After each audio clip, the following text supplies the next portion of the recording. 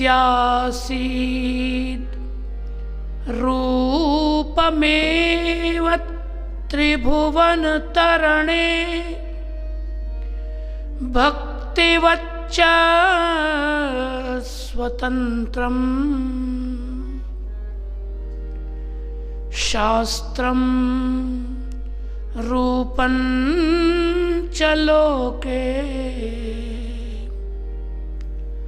प्रकटयति मुदा यस्य नो भूति हेतुः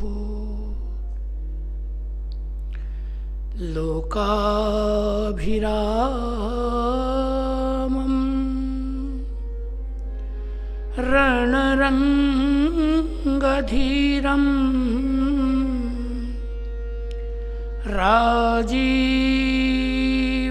राजीवनेत्रम्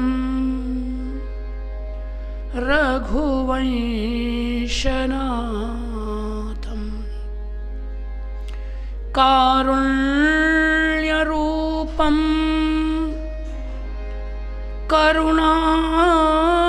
करुणाकरन्तम्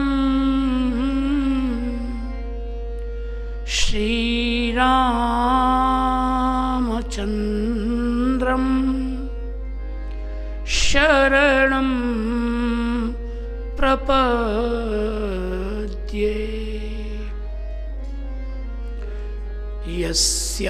यस्यामलं नृपसदस्सु यशो धुनापि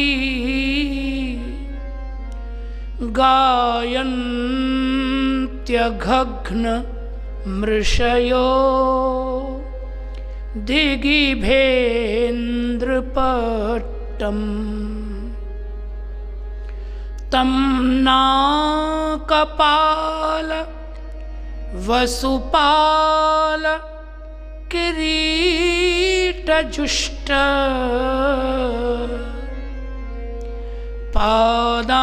पादाम्बुजं रघुपतिं शरणं प्रपद्ये दक्षिणे लक्ष्मणो यस्य वामे च जनकात्मजा पुरतो मारुतिर्यस्य तं वन्दे रघुनन्दनम्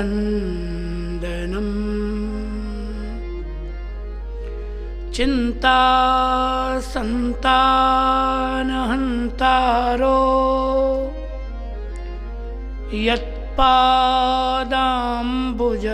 यत्पादाम्बुजरेणवः स्वीयानान्तान् निजाचार्यान् प्रणमामि मुहुर्मुहुः यदनुग्रहतो जन्तुः सर्वदुःखातिगो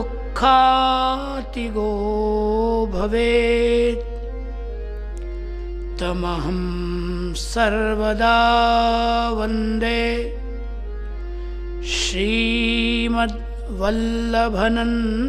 श्रीमद्वल्लभनन्दनम्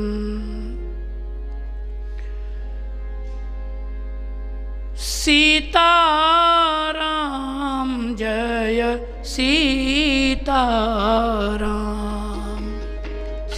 सीताराम जय सीताराम राधे श्याम जय राधे श्याम राधे श्याम जय राधे श्याम सीताराम जय सीताराम राधे श्याम जय राधे श्याम सीताराम जय सीताराम राधे श्याम जय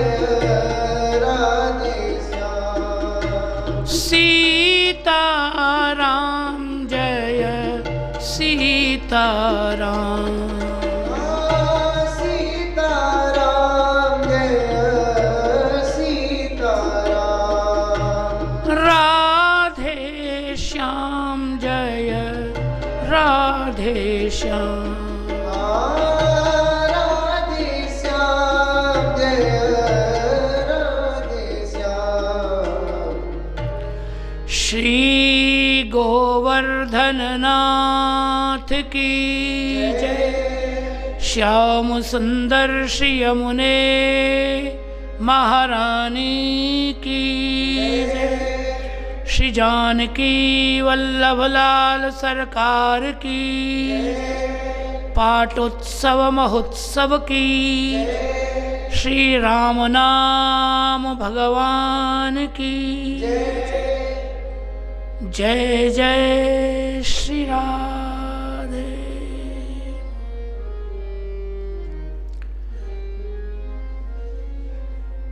भगवान श्री जानकी वल्लभ सरकार के अपूर्व और निर्हेतुक अनुग्रह के फलस्वरूप पूजनीय श्री महाराज जी के कृपा स्वरूप उनके प्रादुर्भाव महोत्सव की पूर्व वेला में उन्हीं के मंगलमय जन्म महोत्सव की कथा का आश्रय लेकर हम उनके शरण में बैठे हुए हैं। कल के प्रसंग में ये बात आई थी, फिर उस चौपाई का एक बार पुनः गान कर ले। राम जन्म के हेतु अनेका। राम जन्म के हेतु अनेका। राम जन्म के हेतु अनेका। राम जन्म के हेतु अनेका। परम विचित्र एक ते एका। परम विचित्र एक ते एका। राम जन्म के हेतु अनेका। राम जन्म के हेतु श्री भगवान के प्रादुर्भाव के अनेक हेतु हैं, अनेक कारण हैं, और यह सभी कारणों के मूल में भगवान की इच्छा, भगवान की कृपा करुणा और भक्तों की उनसे मिलने की व्याकुलता, यही प्रधान कारण है। और यह सब लीला रूप में प्रकट होता है, जो बड़ा ही रुचिकर है और बड़ा ही श्रवण मंगलम है, सुनने में बड़ा प्रिय लगता है, और बड़ी विचित्र घटनाएं भी हैं। अब अनेक हेतुओं में से एक हेतु असुर राज जलंधर को भी बताया गया। कोई कल्प में जलंधर नाम का एक असुर हुआ जो शिवपुत्र ही था, और वह अत्यंत ही कुसंगति से असुर हुआ। लेकिन भगवान की लीला है, परम सती असुराधिप नारी, उनकी धर्म पत्नी अत्यंत पतिव्रता थी, और उनके पातिव्रत्य का यह फल था कि जलंधर सभी देवताओं को पराजित कर रहा था। भगवान महादेव से भी उसका संग्राम हुआ, लेकिन वो पातिव्रत्य के प्रभाव से वो मर नहीं रहा था। तब श्री तुलसीदास जी महाराज लिखते हैं कि छलकर टारे उतास भृत प्रभु सुर कारज कीन। देवताओं के हित के लिए भगवान ने वृंदा के साथ छल किया। छल यही किया कि स्वयं वे जलंधर का रूप बनाकर वहां पधारे और उसका स्पर्श किया। पर पुरुष का स्पर्श होते ही पातिव्रत धर्म का जो कवच जलंधर पहने था वो भंग हो गया, उसकी मृत्यु हुई। वृंदा को जब ये पता लगा, मैं बड़ी विनम्रता से एक बात कहना चाहता हूं, पर पुरुष का स्पर्श पतिव्रता के अनुभव में आ जाता है। न आवे ऐसा लगभग नहीं होता। श्रीमद् वाल्मीकि रामायण में अहल्या जी के विषय में भी यही कहा गया है। अहल्या जी से भूल नहीं हुई थी, अहल्या जी से अपराध हुआ था। भूल क्षमा की जा सकती है, अपराध दंडनीय होता है। वाल्मीकि रामायण जी में ऐसा वर्णन है कि अहल्या जी जान गई थी कि पतिवेश में जो आया है इंद्र मेरा पति नहीं, समझ गई थी।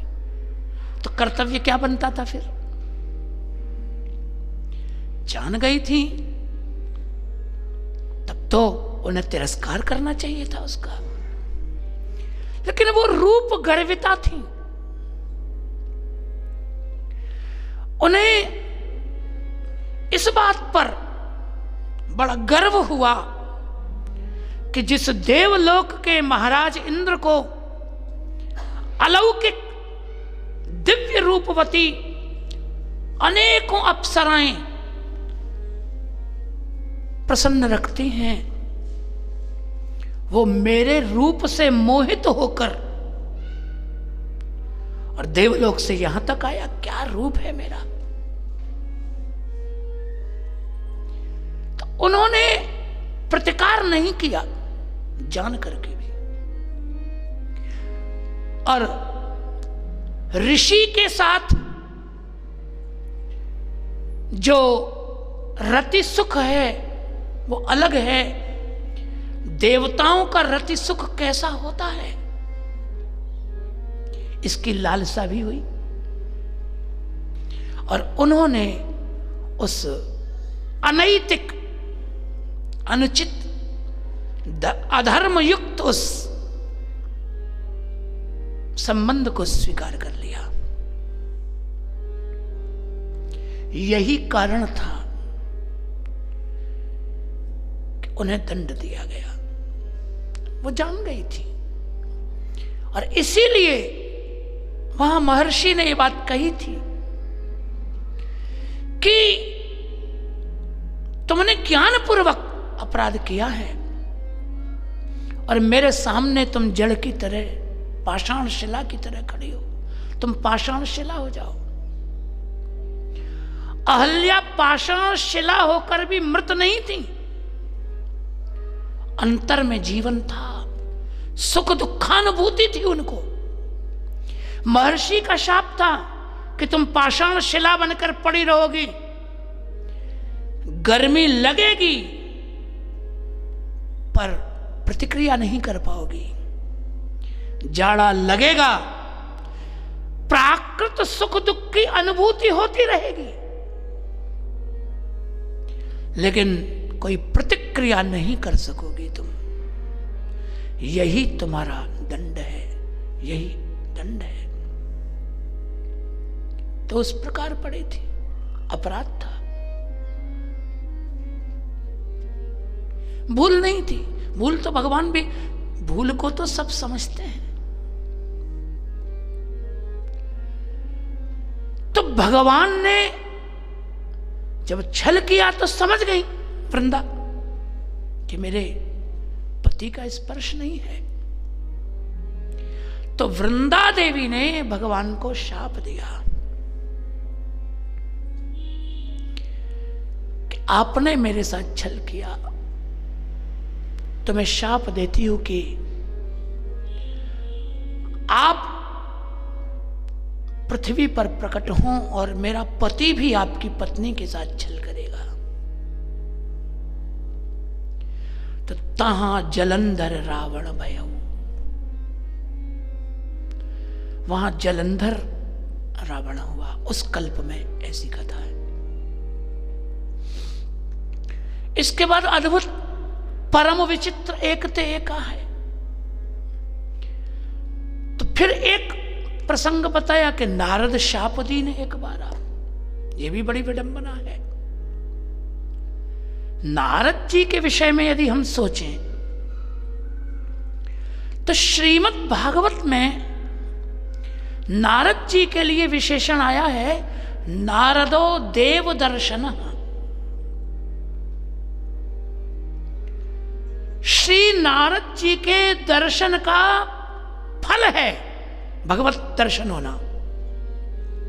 अब पुराणों में, इतिहासों में एक भी दृष्टांत ढूंढकर मुझे ऐसा बताइए कि जिसे नारद जी के दर्शन हुए हों और उसे भगवत प्राप्ति न हुई हो। एक भी दृष्टांत लाइए, होंगे ही होंगे। नारद जी के दर्शन का ही फल है भगवत दर्शन, होते ही है। आप कहीं भी देख लें। कई बार तो कोई असुर भगवान से युद्ध करने ही जाता है और भगवान नहीं मिलते तो नारद जी मिलते हैं पहले उसको। तो नारद जी से पूछता है, कहां है बताओ भगवान। नारद ऐसे, इतने गुण हैं नारद जी में, अनंत गुण गणों के भंडार है नारद जी। नारद जी के गुणों की चर्चा की जाए तो भी एक सत्र पूरा हो सकता है।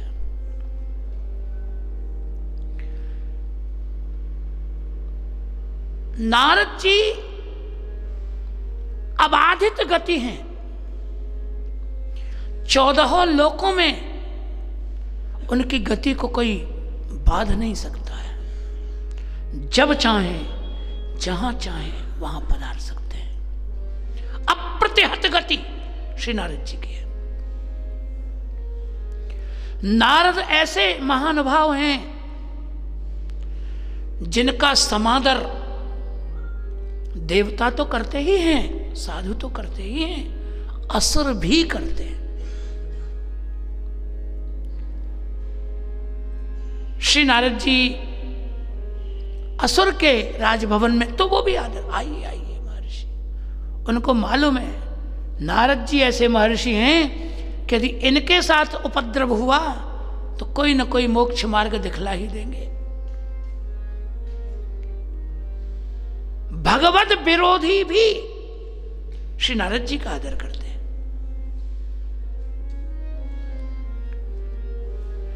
नारद जी ऐसे महान भाव हैं, उनके दर्शन का फल भगवत दर्शन है, उनके आशीर्वाद का फल भगवत प्राप्ति है, उनके शाप का फल भी भगवत प्राप्ति है। भागवत में नलकुबर मणिग्रीव इसका प्रमाण है। कोई साधन नहीं था।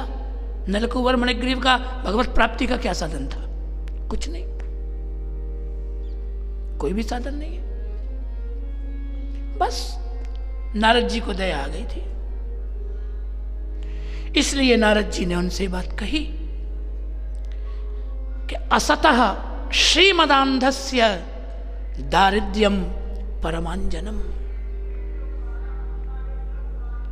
बेटा, जो असज्जन हो चुके हैं, श्रीमद से अंधे हो चुके हैं, तो पुनः वो देखने लगे, उसके लिए दरिद्रता का कज्जल ही उच्च कोटि का काजल है। नीति में एक बहुत बढ़िया वचन आता है महाराज जी। नीतिकार कहते हैं कि यौवनम धन संपत्ति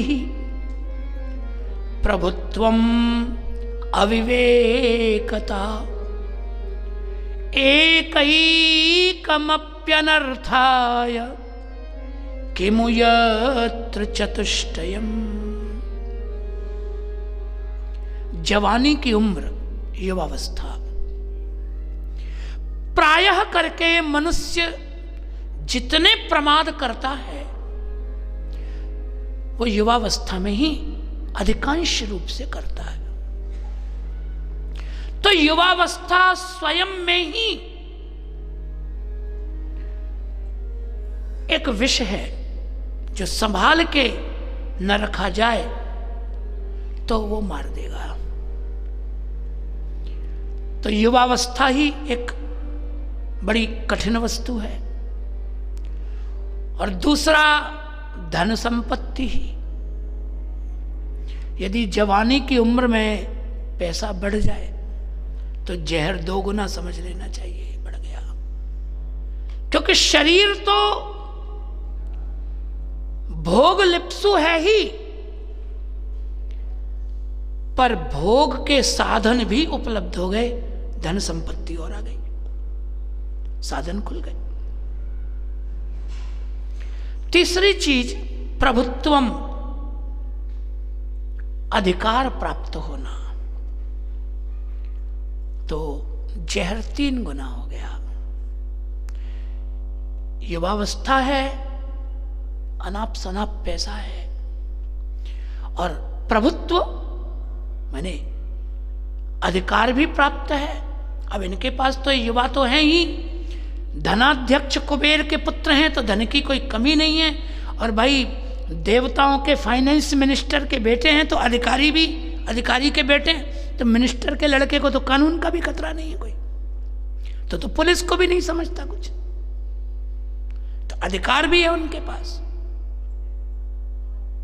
प्रभुत्व। और चौथी बात अविवेकता, ज्ञान भी नहीं है कुछ, पढ़े लिखे भी नहीं, मूर्ख हो रहे। मूर्ख इसलिए हैं कि सामान्य मनुष्य भी जानता है कि वासनाएं तो सबके हृदय में होती हैं, लेकिन उनके लिए उचित स्थान भी तो, उचित समय भी तो होता है, उचित मर्यादा भी तो होती है।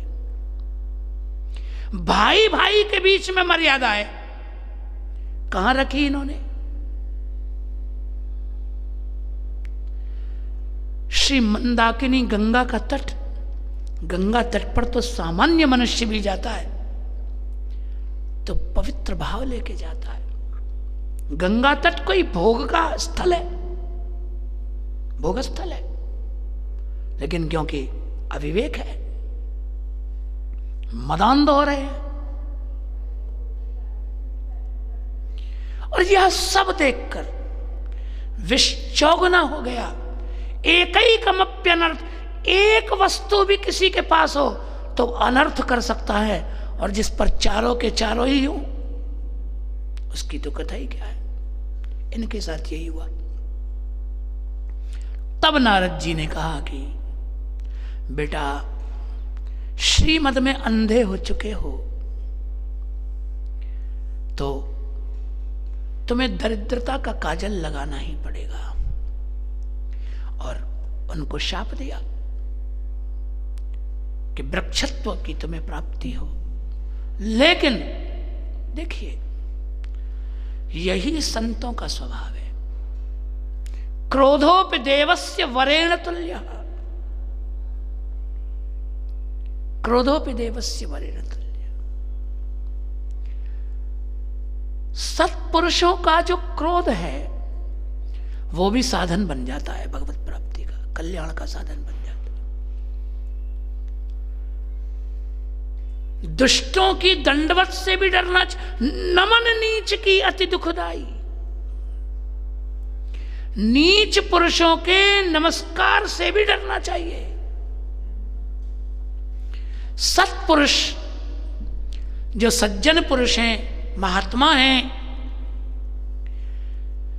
उन महात्माओं का कहा गया अपशब्द भी, महात्माओं के द्वारा दी गई गालियां भी, उनका क्रोध भी कल्याणकारी होता है। क्रोध भी कल्याणकारी होता है। अद्भुत बात है। साधु स्वभाव है वो, किसी का साधु ते हो न कारजानी, वो किसी का लक्ष्य तो, पवित्र लक्ष्य तो नहीं बिगाड़ सकते, वो किसी के जीवन का सत्यानाश तो कर नहीं सकते, उनके स्वभाव में ही नहीं। साधु शब्द का अर्थ ही है साधनोति इति साधु, जो किसी के कार्य को साधे उसका नाम साधु है। साधु से किसी का कार्य बिगड़ नहीं सकता, वो साधेगा, बिगाड़ नहीं सकता। अब यदि देखा जाए इस प्रसंग में, तो कुबेर के पुत्रों को भगवत प्राप्ति ऐसे वासना के गर्त में डूबे हुओं को भगवत, ये पता नहीं हजारों वर्ष भजन करते तो इनको ये फल नहीं मिलता, पर क्रोध रूप अनुग्रह नारद जी का इनको प्राप्त हुआ, भगवत प्राप्ति हो गई इनको। तो नारद ऐसे महानुभाव हैं कि जिनके आशीर्वाद में और जिनके क्रोध में भगवत प्राप्ति रूप फल ही रहता है। नारद जी का शिष्य सकाम हो या निष्काम हो, नारद जी का शिष्य भगवत प्राप्ति के बिना रह नहीं सकता। नारद जी का शिष्य कभी कच्चा नहीं हो सकता, पक्का है। अनंत गुणगण है नारद जी में। लौकिक दृष्टि से भी कहूं मैं तो उस काल में महाराज जी समाचारों के आदान प्रदान का भी एक ही माध्यम था, श्री नारद जी। आजकल तो कितने चैनल्स चल गए हैं, कितने तो न्यूज़पेपर। उस समय तो एक ही नेशनल डेली नारद जी थे। न्यूज़पेपर समझे या चैनल समझे, कहीं का भी कोई समाचार हो नारद जी पे उपलब्ध होता है, सब उपलब्ध है। ऐसे समर्थ, परम समर्थ नारद जी। 12 महाभागवतों में ब्रह्मा जी के बाद नारद जी हैं। मुझे कभी कभी ऐसा लगता है, मैं अपनी बात कह रहा हूं, मुझे कभी कभी ऐसा लगता है कि ब्रह्मा जी पदवृद्ध हैं इसलिए प्रथम उनको आदर, नहीं तो मुझे लगता है कि नारद जी प्रथम होने चाहिए। पर पिता हैं नारद जी के, तो आदर के कारण उनको नारद। अद्भुत। और नारद जी भगवान को शाप देंगे, कोई कल्पना कर सकता है? जो सतत भगवान नाम रटते हैं वो भगवान को सुनने में ही बात बड़ी विचित्र लगती है, बड़ी अटपटी लगती है, लेकिन हुआ। गोस्वामी जी कह रहे हेतु ये भी है, नारद शाप दीन एक बारा, जबकि ब्रह्मसूत्र कहते हैं, भक्ति सूत्र कहते हैं, तस्मिन् तज्जने भेदा भावात्, भगवान में और भगवान के भक्तों में अभेद है। शास्त्र पर विश्वास करें तो जितने कार्य भगवान कर सकते हैं सारे कार्य भक्त कर सकते हैं। जरा भी भगवान से अणु मात्र भी भक्तों का सामर्थ्य कम नहीं होता। व्यक्तिगत पूछे तो मैं कहता हूं कहीं कुछ अधिक ही होगा, कम नहीं है। जो चाहे कर सकते हैं, सब कुछ उनके हाथ में। परमात्मा जिसकी मुट्ठी में है वो क्या नहीं कर सकता, सब कुछ कर सकते हैं। संपूर्ण समर्थ है वो, जो चाहे सो करे। भेद का अभाव है, अभिन्न है, ये सूत्र है। और श्री मानस जी के और शास्त्र के अनुसार तो राम ते अधिक राम कर दासा, तो भगवान से भी कहीं श्रेष्ठ है। ऐसे नारद जी शाप दे सकते हैं भगवान को। अद्भुत लीला है, सुनने में ही बड़ा पर हुआ। पार्वती जी को भी बड़ा आश्चर्य हुआ, बोली ये कैसे हुआ। ते पूरी कथा सुनाई। उसमें बताया कि नारद जी यद्यपि उनको शाप है दक्ष प्रजापति का, श्रीमद् भागवत के 6वें स्कंद में, कि वो 2 घड़ी से ज्यादा कहीं टिक नहीं सकते, उनको शाप है। भागवत की कथा ऐसी है कि दक्ष के 10,000 हर्यश्व नाम के पुत्र हुए। वो प्रजा की सृष्टि के लिए पहले तप करने गए। नारद जी ने उन्हें वाचः कूटम तो देवर्षे, भागवत में 10 प्रश्न किए, कूट प्रश्न, एक तरह से पहेलियां जो पूछी जाती थी। पूरा आजकल तो शायद पहेलियां बच्चे जानते हो न जानते हो पता नहीं, मालूम नहीं। अब तो टेलीविजन है तो कोई पहेली वहेली तो कोई पूछता ही नहीं तो हम लोग छोटे थे तो हमारी दादी पूछती थी, बताओ कटोरे में कटोरा, बेटा बाप से भी गोरा, बताओ। और दिमाग लगाते थे बच्चे उसमें, अता पता बताओ। तो बोले फल है, पेड़ पर आता है, और दिमाग लगाते थे तो मालूम पड़ता था नारियल। कटोरे में कटोरा, छोटा सा फकीर, उसके पेट में लकीर, बताओ। तो दिमाग लगाते मालूम पड़ता गेहूं। ऐसे पूछी जाती थी। बुद्धि को तीव्र करने के ये सब साधन थे। वाचः कूट, इन्हीं को। हमारे संस्कृत में बड़ी पहेलियां हैं, अनेक प्रकार की पहेलियां हैं हमारे संस्कृत में, पर आजकल कोई बच्चा पढ़ता नहीं है तो मालूम नहीं। हमारे यहां बहुत पहेलियां हैं। चक्री त्रिशूली न शिवो न विष्णु, चक्रधारी भी है, त्रिशूलधारी भी है, लेकिन न महादेव है न विष्णु है। बताओ कौन? महाबलिष्ठो न तो भीमसेन, बल बहुत है, भीमसेन नहीं है। स्वच्छंदचारी, स्वतंत्र घूमता है, पर न यति न योगी, कोई परिव्राजक नहीं है, योगी यति नहीं। स्त्री वियोगी, स्त्री के विरह में रहता है, स्त्री को ही ढूंढता रहता है। न तो रामचंद्र, पर राम जी नहीं है। अब इसको ढूंढोगे तो पता लगेगा इसका अर्थ है सांड। सांड के 2 ही चिन्ह चिन्हित किए जाते हैं, त्रिशूल का या चक्र का। तो चक्री भी होता है, त्रिशूली भी होता है, पर शिव विष्णु नहीं होता। बलवान भी होता है, भीमसेन नहीं है। स्वच्छंदचारी तो होता ही है, यति योगी नहीं होता। और स्त्री वियोगी गायों को ही ढूंढता रहता है, सूंघता रहता है। तो पूछी जाए, संस्कृत में बहुत है ऐसी, बहुत पहेलियां है, पढ़ता नहीं कोई। वाचा कूट है।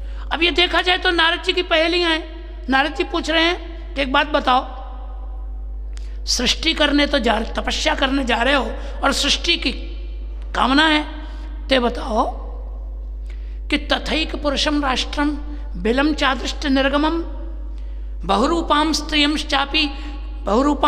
चापी पुमांसम पुंश्चली पतिम। ये सारी नारद जी की पहल। नदी मुभय तो वहां, अब कोई भागवत में कहता ही नहीं, इनको कथाओं में कोई नहीं कहता। बड़ी दिव्य ये कथा है। उनसे पूछा कि एक बात बताओ बेटा, ऐसा देश, ऐसा राष्ट्र देखा है जिसमें एक ही पुरुष रहता हो? गुरुजी, राष्ट्र में तो बहुत लोग रहते हैं, एक ही पुरुष वाला राष्ट्र? हाँ बिल्कुल, एक ऐसा देश है जिसमें एक ही पुरुष रहता है। जब तक उसे न जान लो तुम्हारा कल्याण नहीं हो सकता बेटा। बिलम चादृष्ट निर्गमम, एक ऐसा बिल है, ऐसी गुफा है, ऐसा बिला है जिसमें प्रवेश का मार्ग तो दिखता है, लेकिन उसमें से बाहर आने का रास्ता नहीं दिखता। बिलम चादृष्ट निर्गमम, बाहर निकलने का रास्ता नहीं दिखाई देता। आने का मार्ग तो दिखता है, लेकिन वापस निकलने का रास्ता नहीं दिखता। अब देखें तो शरीर को देश माने तो आत्मा एकमात्र पुरुष है, और अदृष्ट निर्गम जो बिल है वो संसार है। आ तो गए हैं, निकलने का मार्ग नहीं दिखता। बहुरूपाम स्त्रियम, बहुत रूप वाली स्त्री, ये बुद्धि है। पुरंजनी, जिसको भागवत में कहा गया, ये बुद्धि है। कभी सात्विक हो जाती है, कभी राजसी हो जाती है, कभी तामसी हो जाती है, अनेक रूप धारण कर लेती है। नदीम उभयतो वहां, दोनों ओर बहने वाली नदी। बोलो नारद जी की पहली। नारद जी पूछ रहे, एक ऐसी नदी है जो दोनों ओर ही बहती है, देखी है? नहीं देखी गुरुजी, नदी तो एक ही ओर बहती है, दोनों ओर बहने वाली। अरे बेटा, ऐसी नदी है, उसे देखो। अब ये संसार में जन्म और मृत्यु, यह ही दोनों ओर का प्रवाह है। एक ओर जीव जन्म लेते जा रहे हैं, तो दूसरी ओर जीव मरते जा रहे हैं। तो जीवन मृत्यु दोनों ही प्रवाह इस नदी के चालू हैं। एक भी प्रवाह रुक गया तो सृष्टि में अनर्थ हो जाएगा। तो दोनों ओर बहने वाले, ऐसी पहेलियां पूछी, इनको समझो, इनको समझो। अब वो बेचारे उनको समझने गए तो उनको लगा कि क्या पछड़े में पड़ना संसार में, लौट के ही नहीं आए। इसीलिए वो दक्ष नाराज हो गया। दक्ष सुतन उपदेश न जाई, तिन फिर भवन न देखा आई, लौटे ही नहीं। अब उसने पुनः शबलाश्व नाम के 10,000 पुत्रों को भेजा, उनको भी समझा दिया नारद जी ने, वो भी नहीं आए। अब नारद जी के ऊपर दक्ष को बड़ा क्रोध आया, हमारे पुत्रों के पीछे क्यों पड़ गया है? और सामने ही नारद जी आ गए, ले उसने नारद जी को शाप दे दिया। बड़े अपशब्द भी कहे। नारद जैसे महानुभाव को कहा, अहो असाधो, साधु नाम साधु लिंगेन नस्त्वया असात्व कार्यर्भकाणाम भिक्षोर मार्ग प्रदर्शिता। भागवतकार कहते हैं कि नारद, तुम साधु नहीं हो, तुम असाधु हो। साधु लिंगेन, बन के बैठ गए हो साधुओं के जैसे। तुम साधुओं का जैसा भेष है तुम्हारा, साधु हो नहीं तुम हृदय से। क्यों भाई, ऐसा क्या कर दिया? तो कहा असाधु आकारी, तुमने असाधुओं का सा काम किया। क्या किया? तो कहा अर्भकाणाम भिक्षोर मार्ग प्रदर्शिता, हमारे छोटे छोटे बच्चों को तुमने भिक्षुकों का, सन्यासियों का रास्ता दिखा दिया। तुम नहीं जानते हो। देखो दक्ष कह रहा है, चतुराई का अहंकार, दक्ष का तो अर्थ ही बुद्धिमान है, बुद्धि का अहंकार बहुत है। तो कह रहे नानुभूय न जानाति पुमान विषय तीक्ष्णता। तुमको क्या लगता है कि सन्यासी हो जाएंगे, साधु हो जाएंगे? नहीं। दक्ष का सूत्र है, देखें, सामान्य लोगों के लिए तो उचित है, पर यह बात नारद जैसे विशिष्ट महानुभाव के लिए उचित नहीं है। वो कहते नानुभूय न जानाति पुमान विषय तीक्ष्णता। संसार के काम क्रोध लोभ आदि विषयों की तीक्ष्णता को, उनके तीखेपन को कोई व्यक्ति अनुभव किए बिना उनके तीखेपन को समझ नहीं सकता। अनुभव तो है नहीं उनको कुछ। बिना अनुभव के तुमने उनको भेष दे दिया, तुमने उनको साधु बना दिया। क्या हो पाएंगे वो साधु? नहीं हो पाएंगे। लेकिन दक्ष ये बात नहीं जानता है कि नारद जी का शिष्य कमजोर नहीं होता। पात्रता के बिना नारद जी कुछ नहीं कहते। दूसरी बात, नारद स्वयं इतने समर्थ महानुभाव हैं कि वो पात्र या अपात्र की परवाह नहीं, वो जिसे स्वीकार कर ले वो पात्र है। दिव्य महापुरुष है। उनकी कृपा पात्रता का एक क्षण में निर्माण कर सकती है, ऐसे महानुभाव है। ये बात नहीं जानता तो उसने शाप दे दिया नारद जी को कि 2 घड़ी से ज्यादा तुम कहीं टिकोगे ही नहीं तो तुमको प्रवचन का समय ही नहीं मिलेगा, तुम किसी को बिगाड़ ही नहीं पाओगे। तो शाप है उनको। लेकिन भजन में ये शाप बाधा नहीं कर सकता। अन्य जगह तो और ये शाप प्रभावी होता है, लेकिन नारद जी भजन में बैठे तो शाप का प्रभाव वहां नहीं। इसीलिए यहां कहा सुमिरत हरि शाप गति बाधी सहज विमल मन लागी समाधि।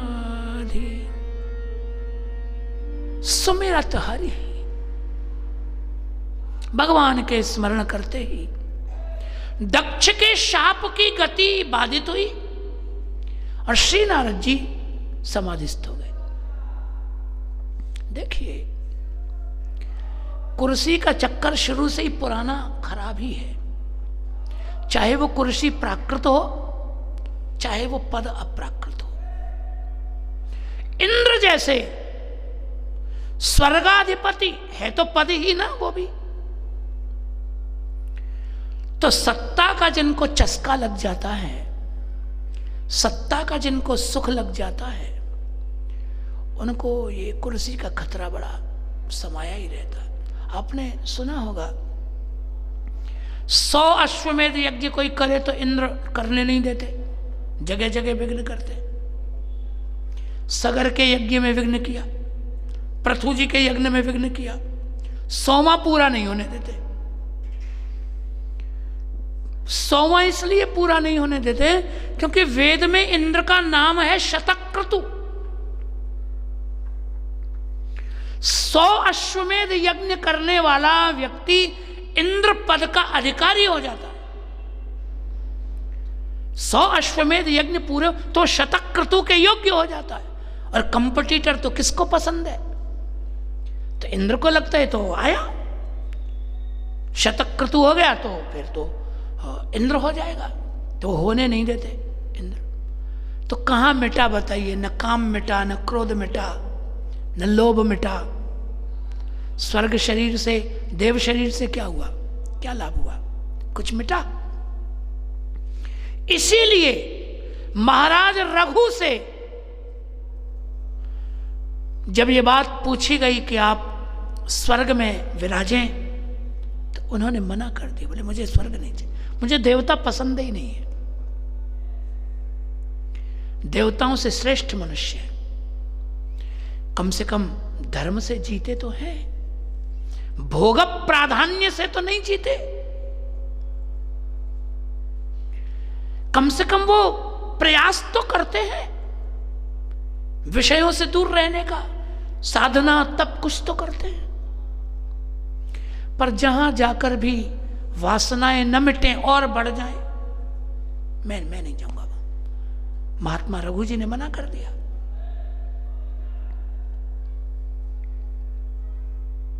तो शतक्रतु इंद्र, उसको चिंता हो गई, या तो तप के द्वारा इंद्र पद प्राप्त हो सकता है या फिर शतक्रतु बनकर प्राप्त हो सकता है। तो उसे लगा कि भाई नारद तो समर्थ ऋषि हैं, अभी मूड में आ जाए कि चलो इंद्र ही बन के देख ले थोड़ी देर, तो क्या पता। तो उसको चिंता लगी कुर्सी की। यहां मैं एक बात आपसे कहता हूं, स्वर्ग के सिंहासन की जितनी खराब मिट्टी रामायण जी में हुई है उतनी कहीं नहीं हुई। इंद्र पद की सबसे ज्यादा छीछाल इधर यही हुई है।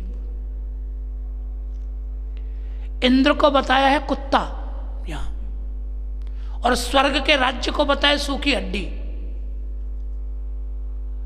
ऐसा है, रामायण जी का प्रसिद्ध दोहा है। सूख हाड़ ले भाग सठ, स्वान निरख मृगराज, छीन ले ये जिम जान जड़, तिम सुरपति न लाज। स्वर्ग के साम्राज्य को, इतने दिव्य साम्राज्य को बताया सूखी हड्डी, और यह हड्डी जिसके पास है उस इंद्र को बताया कुत्ता। बोलो, और महात्माओं को क्या बताया, हरि भक्तों को क्या बताया, मृगराज, शेर। शेर है ये, सिंह है, ये सिंह है। केसरी वस्त्र का एक ये भी अर्थ होता है, केसरी वस्त्र का एक ये भी अर्थ होता है। हमारे यहां पुष्टि मार्ग संप्रदाय में, परंपरा में, श्रेष्ठ वैष्णवों को पीला उपरना उड़ाया जाता है आचार्यों के द्वारा। केसरी उपरना उड़ाने का अर्थ यह है, केसरी सिंह का नाम है, केसरी सिंह का नाम है। तो उसका अर्थ यह है कि तुम भक्ति मार्ग में शेर हो, केसरी हो। यहां भी श्री रामायण जी में महात्माओं को बताया मृगराज, शेर है वो। तो शेर तो राजा है, जंगल का राजा है। सिंह के बिना राज्यासन प्रमाणित ही नहीं होता। कितना भी बड़ा आसन हो, लेकिन उसमें सिंह विशेषण तो लगाना ही पड़ेगा। सिंह विशेषण लगाए बिना वो राज्यासन नहीं हो सकता। सिंहासन, सिंह तो उसके मूल में है, उसका प्रताप है। तो इंद्र को और स्वर्ग के भोगों को कुत्ता और हड्डी कह के संबोधित किया गया। ये बड़ी विचित्र, ऐसा दृष्टांत हमने और कहीं नहीं देखा। जैसा स्वर्ग के राजा को कुत्ता कह देना, भाई तो शेरों की ही बात है, शेर ही कह सकते हैं। तो इंद्र तो घबरा गया।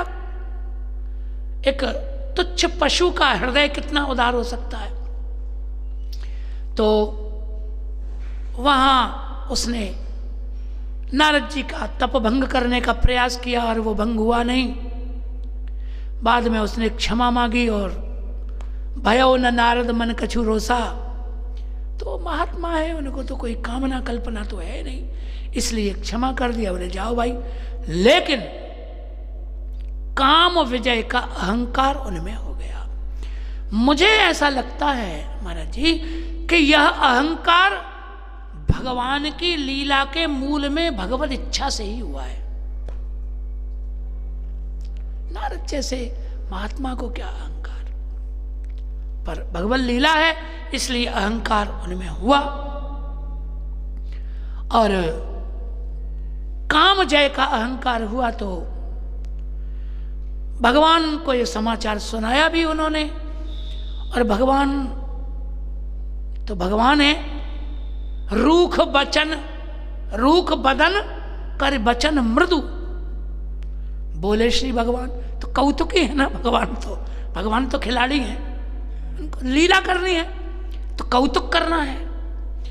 इसलिए और भगवान कह भी रहे हैं कि मुन कर हित मम कौतुक हो, खेल हो जाएगा। चलो एक खेल खेलते हैं नारद जी के साथ। तो नारद जी की तो खूब प्रशंसा कर दी। अब गुब्बारा तो पहले ही फूला हुआ था, उसमें 2 हवा और भर दी, 2 पंप और मार दिए। ठाकुर जी तो ठाकुर जी है। बोले महाराज तुम्हारे सुमरन थे मिटाए। अरे क्या काम जीतना आपके लिए बड़ी बात है? कोई बड़ी बात नहीं। आपकी तो याद करने वालों के काम क्रोध मिट जाते हैं, आपने मिटा दिया, क्या बड़ी। तो नारद जी और फूल गए।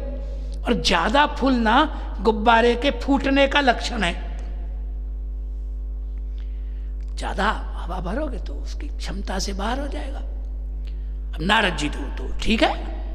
और भगवान ने रच दी लीला, श्रीनगर बसा दिया एक योग माया जी को आदेश करके, और मां के महाराज शील निधि बना दिए गए और स्वयं योग माया भगवती वो उनकी कन्या हो गई और नारद जी महाराज को जाल में फंसाने का पूरा प्लान, पूरी योजना बना दी गई। अब नारद जी फंस गए उसमें।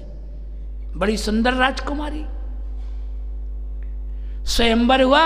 अब नारद जी इतने व्याकुल हुए उसे पाने के लिए कि भगवान से ही हरिसन मांगो सुंदरताई। अब देखो भाई, जो जिसका होता है वो उसका सहायक होता है। अब कैसी भी परिस्थिति हो, भक्तों के सहायक तो भगवान ही होते हैं ना। अब नारद जी को ब्याह करने का मन हो गया, तो ब्याह करने का मन हो गया तो व्यवस्था कौन करेगा रूप की? तो बोले भगवान ही करेंगे, हमारे तो वही माई बाप हैं। तो पहुंच गए वहां। अब भगवान तो ये बात जानते हैं ना कि नारद जी का ब्याह नहीं हुआ तो 10-5 मिनट का दुख होगा, पर हो गया तो जीवन भर का दुख होगा। नारद जी विवाह के पात्र नहीं है, गृहस्थी की पात्रता नारद जी में भगवान जानते हैं, तो नारद जी को नहीं दिया। नारद जी ने विवाह करने की कामना की भगवान से, तो नारद जी को बंदर बना दिया भगवान ने। बोले ले ये रूप है। और भागवत में लिखा है कि कर्दम ऋषि ने भगवान से विवाह के लिए योग्य कन्या का प्रस्ताव किया, तो भगवान ने तुरंत बता दिया, बोले जन्म पत्री मिल गई है, परसों ही आपका ब्याह हो जाएगा, देवहूति आ जाएंगी। वहां करा दिया। वहां भी भगवान से कर्दम ऋषि ने कहा कि तथा सचाहम परिवोड कामम कामा समान शीलाम ग्रहमेद धेनुम। भगवान से कहा कि मैं ऐसी सुयोग्य धर्म पत्नी चाहता हूं जो गृहस्थ के यज्ञ में कामधेनु का कार्य करे। गृहस्थ यज्ञ में जो कामधेनु बनकर मेरे साथ रहे, ऐसी योग्य पत्नी मुझे प्रदान करे। तो भगवान ने देवहूति बता दी और उस यज्ञ का फल भगवान कपिल प्रकट हुए। यह भी है। पर नारद जी ने प्रार्थना की, नहीं दिया, बंदर बना दिया। और वहां रुद्रगण और पहुंच गए नारद जी की हंसी उड़ाने के लिए। वाह वाह वाह वाह, आप तो बहुत ही सुंदर लग रहे हो महाराज। अच्छा, एक हरि शब्द का जो अर्थ होता है ना, बंदर भी होता है। हरि शब्द के कई अर्थ हैं। हरि शब्द का अर्थ श्री रामकृष्ण होता है। हरि शब्द का मूल अर्थ है हरण करने वाला। हरि शब्द का अर्थ शेर भी होता है। हरि शब्द का अर्थ बंदर भी होता है। हमारे यहां मान के पद मिलते हैं बड़े प्यारे प्यारे। श्री जानकी वल्लभ लाल जी को हम मान का एक श्लोक सुना रहे। वृंदावन में विराज रहे श्री जानकी वल्लभ लाल जी, तो श्री राधा वल्लभ लाल जी का एक मान का श्लोक हम प्रभु को सुना रहे। इसी वृंदावन की किसी निकुंज में भगवान से मान करके श्री प्रियाजू अपने महल में एकांत में चली गई। तो भगवान आए, दरवाजा खटखटाया, खोलो। तो भीतर से आवाज आई, कोयम द्वारी। प्रियाजू ने भीतर से पूछा, कौन है दरवाजे पर? तो बाहर से उत्तर दिया भगवान, हरि ही, मैं हूं हरि द्वार पर। तो इन्होंने कहा, शाखा मृगस्यात्र किम। जो शाखा मृग है, एक शाखा से दूसरी शाखा पर, गोपियां शाखा हैं, तुम किसी एक शाखा से बंधे हो क्या? तुम भाई बंदर ही हो। जैसे बंदर एक डाल से दूसरी डाल कूद जाता है, तुम्हें एक गोपी के घर से दूसरी गोपी के घर कूदने में कितना टाइम लगता है? तुम्हारा प्रेम अनन्य नहीं है। तो यहां बंदर का क्या काम? शाखा मृग की क्या जरूरत है? शाखा मृग क्यों आया यहां? क्योंकि हरि तो बंदर का नाम है, शाखा मृग का नाम है, उसकी जरूरत नहीं है, जाओ। तब भगवान ने कहा, कृष्णो हम दयिते। हे प्रिय, अहम कृष्णा, मैं कृष्ण हूं। तो भीतर से प्रियाजू ने कहा, विभेमि सुतराम कृष्णादहम वानरात, एक तो बंदर ऊपर से काला, विभेम सुतराम, मुझे बहुत डर लग रहा है, काले बंदर से तो हमको बहुत खतरा है, इसलिए भागो यहां से। काले बंदर की कोई जरूरत नहीं, काले बंदर से तो बहुत डर है हमको। तब ठाकुर जी ने कहा, राधे हम मधुसूदन, हे राधे मैं हूं मधुसूदन। मधुसूदन भ्रमर भी होता है, वो भी तो मधु का सूदन करता है। तो कब मधुसूदन की तो यहां कोई जरूरत नहीं है। ब्रजलताम तामेव पुष्पान्विताम, ब्रज में पुष्पित लताओं का अकाल पड़ गया है क्या? मधुसूदन हो तो पुष्पित लताओं के पुष्पों पर जाए, वहां मंडराए। तुम भी तो भ्रमर हो, घर घर घूमते हो, एक एक पुष्पों पर मंडराते हो, रस लोलुप हो, तो भागो यहां से, हमको नहीं चाहिए मधुसूदन। अंत में वो महानुभाव कहते, इत्थम निर्वचनी कृतो दयितया, निर्वचनी कृता। श्री राधा रानी ने ठाकुर जी को चुप कर दिया, जवाब न निकले कोई, तो हीरो हरि लज्जित होकर ठाकुर जी को द्वार से लौटना पड़ा। बोले नहीं चलेगी पंडिताई भाई, फेल हो गए। तो मान के अपने रस हैं, अपने सुख हैं। भगवान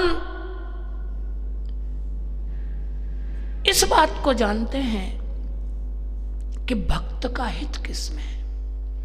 अब उन्होंने वहां और नाटक कर दिया, रुद्रानुचरों ने, रुद्रगणों ने, करहि कूट नारद ही सुनाए। बोले आप तो हरि भगवान हो, साक्षात हरि हो। अब वो किसी अर्थ में कह रहे हैं, वो किसी अर्थ में समझ रहे हैं नारद जी। अंत तो गत्वा, वो तो जो होना था वो हो गया। राजकुमारी तो योग माया ही थी और मायापति तो भगवान है ही। राजकुमार बनकर पधारे प्रभु, कुमार हरे से मेली जयमाला। राजकुमारी ने पहना दी माला, मायापति भगवान है। और भगवान दुल्हन ले गए लच्छने वासा। ले अब नारद जी बड़े परेशान, बोले भगवान से सुंदर तो कोई है नहीं, और भगवत रूप तो हमारे पास है, फिर ये कैसे हुई? तो वो जो रुद्रगण बैठे थे ना, व्यंग कर रहे थे नारद जी की, मजाक उड़ा रहे थे। उन्होंने कहा कि महाराज जी निज मुख मुकुर बिलो कहो जाई, कम से कम किसी दर्पण में मुख कमल तो निहार लीजिए, आप कितने सुंदर हैं। अब उन्हें लगा, बोले तो कुछ गड़बड़ लग रही है। तो जलाशय में मुख देखा और स्वयं को बंदर देख के तो क्रोध आ गया। अच्छा, जीवन भर जिसका भजन किया उसने हमारे साथ छल किया, धोखा। भजन का ये फल, प्रेम का ये फल, और क्रोध आ गया बड़ा भारी। समर्थ तो है ही, नारद जी के सामर्थ्य में तो कोई संदेह ही नहीं है। इतना क्रोध आया नारद जी को कि नारद जी ने निर्णय कर लिया कि दये हूं श्राप कि मरे हूं जाई। बोलो क्या है परम विचित्र एकते का हेतु, देखिए क्या गजब है। नारद जैसे महानुभाव कह रहे हैं कि दये हूं श्राप, या तो ठीक ही कर दूंगा आज उसे कि मरे हूं जाई, या मरी जाऊंगा। भक्तों का तो क्रोध भी बड़ा विचित्र होता है ना। लेकिन एक बात ध्यान रखना, ये क्रोध संसार पे नहीं है, ये क्रोध भगवान से संबंधित है। वो लड़ेगा भी ना, मरेगा भी तो भगवान से ही लड़े मरेगा, दूसरे से नहीं लड़े मरेगा। उसके हर भाव का विषय परमात्मा है। पद मिलते हैं हमारे यहां, सूरदास आदि अनेक महानुभावन के पद मिलते हैं। आज हो एक एक कर टरी हो, कह हम ही कह तुम ही माधो, अपने भरोसे लड़े हो। झगड़ा हो गया, सखा तो है, सखा में झगड़ा हो गया। तो सूरदास जी नाराज हो गए, बोले क्या समझ रखा है तुमने, बहुत हो गई तुम्हारी ठकुराई। कह तुम ही कह हम ही माधो, इस ब्रज में या तो तुम ही रहोगे या तो हम ही रहेंगे। चलो, और एक बात सुनो, अपने भरोसे लड़े हो, नहीं चाहिए मेहरबानी तुम्हारी, नहीं चाहिए कृपा, कोई सहायता नहीं चाहिए, अपने भरोसे लड़े हो, अपने विश्वास से लड़ूंगा। तो उसके क्रोध का विषय भी कौन है? भगवान ही है। वो लड़ने कहां जाएगा? भगवान से ही लड़ेगा। इसलिए उसके क्रोध का फल भी भगवान होता है। शिशुपाल 100 गाली रोज देता था। भागवत में लिखा है महाराज जी, आरभ्य कल भाषणात्, 7वें स्कंद 1म अध्याय, दम घोष सुतः पाप आरभ्य कल भाषणात्। शिशुपाल जिस दिन से बोलना सीखा उस ही दिन से 100 गाली श्री कृष्ण को रोज देता था। उसका नियम था महाराज जी, जैसे संध्या वंदन हम लोगों का नियम है, ब्राह्मणों का, शिशुपाल का नियम ही ये था कि जिस दिन से बोलना सीखा, सोकर उठे तो सबसे पहले कृष्ण को 100 गाली देना। पर गाली का विषय कौन था? कृष्ण। भगवान को देता था ना, तो उसे मिला क्या? भगवान ही मिले। गाली भगवान से दी। इसीलिए कहा गया कि काम क्रोध लोभ आदि जितने प्राकृत विषय हैं, यदि उनका लक्ष्य अप्राकृत भगवान हो जाए तो वो भी कल्याणकारी है। काम का विषय यदि राम हो जाए, घनश्याम हो जाए, तो काम भी कल्याणकारी है। सुपनखा में यह बात नहीं थी। गोप्यः कामात्, भागवत में लिखा है, गोपियों में काम भाव ही था भगवान के प्रति, भगवत प्राप्ति। सुपनखा में यह बात नहीं थी। यदि राम के प्रति काम होता तो सुपनखा भगवान को प्राप्त हो गई होती। राम के प्रति काम नहीं था, काम के प्रति काम था उसका। यदि राम के प्रति काम होता और आई भगवान राम के पास कि मैं आपको देखकर मोहित हूं, आपके सौंदर्य को देखकर विवाह करो आप मुझसे, और भगवान ने जब उससे कहा कि मेरा छोटा भाई है, वो तो, मैं तो फिर भी काला हूं, वो तो बहुत ही गोरा है, बड़ा सुंदर हमसे ज्यादा, तुम वहां चली जाओ, तो राम के प्रति काम होता तो क्या जाती? यदि उसके काम का विषय केवल राम होता तो क्या लक्ष्मण जी के पास गई होती? नहीं गई होती, कभी न जाती। वो भी गोपी की तरह यही कहती कि बाबरी वे अखियां जर जाओ, ये सांवरो छोड़ तके को गोरो, नहीं चाहिए। वो भी पार्वती जी की तरह कहती कि महादेव अवगुण भवन विष्णु सकल गुण धाम, जेकर मन रम जाए जहां ते ताई सन का। उसका काम राम के प्रति नहीं था, उसका काम काम के ही प्रति था, इसलिए भटकी। काम तो वासना तो भटकाती ही है व्यक्ति को। भगवान ने लक्ष्मण जी के पास भेज दी, लक्ष्मण जी ने भगवान के पास भेज दी, और प्रभु लक्ष्मण पे बौर पठाई, फिर भेज दिया। बोले अरे तो ऐसे ही मजाक कर रहा है तुमसे।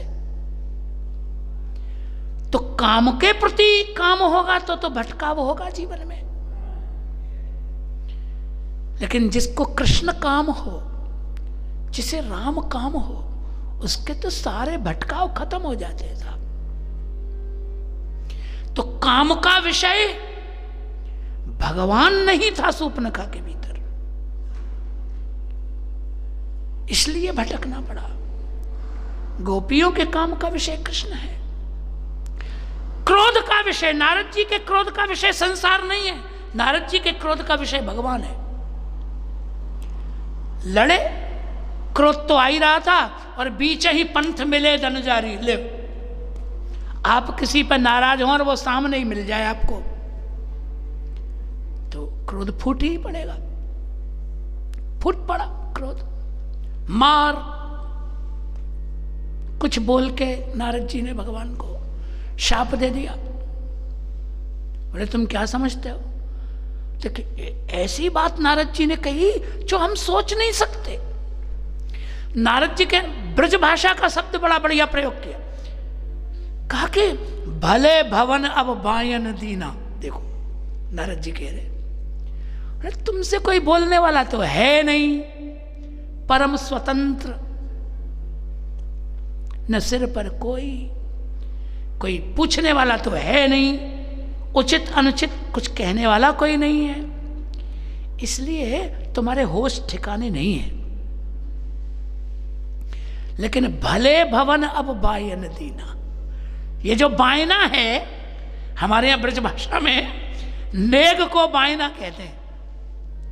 आज भी हमारे यहां ब्याह काज में जो संबंधी होते हैं उनको बायना दिया जाता है। ब्याह काज की मिठाई या जो भी घर में हो उसको बायना दिया जाता है, तो बायना है अधिकार उसका। चले आज का बायना तुमने बढ़िया घर दिया है, तो बायना दिया है तो लेना भी तो पड़ेगा ना। बायना तो एक ऐसी चीज है, तुम्हारे घर हो तो तुम दो, हमारे घर हो तो हम दें। तो तुमने तो बायना दे दिया, अब हम देते हैं तुमको बायना, लो। और दे दिया बायना भगवान को, दे दिया। बोले जाओ। कपि आकृत तुम की ना हमारी, क्या सोच के बंदर बनाया था तुमने हमको? यही सोच के बनाया था ना कि बंदर हीन जाती है, बंदर स्वार्थी होते हैं, लूटते खसोटते हैं। तो बंदर हीन समझ के ही तो बनाया था। लेकिन जिस आकृति को तुमने हीन समझ के हमको दिया, उन्हीं की सहायता तुम्हें प्राप्त करनी पड़ेगी, उन्हीं का सहारा लोगे तुम। बोलो, भगवान को बंदर का सहारा, बोलो, है ना गजब की बात। उत्तराखंड में जब भगवान ने सभी वानरों को सम्मानित किया कि भैया तुमने हमारी बड़ी सहायता की, मेरे लिए तुमने क्या नहीं किया, तो वहां वचन है, कहते सुन प्रभु वचन लाज हम मरही, मसक कहूं खगपति हित करे। आप क्या बात करते हैं महाराज?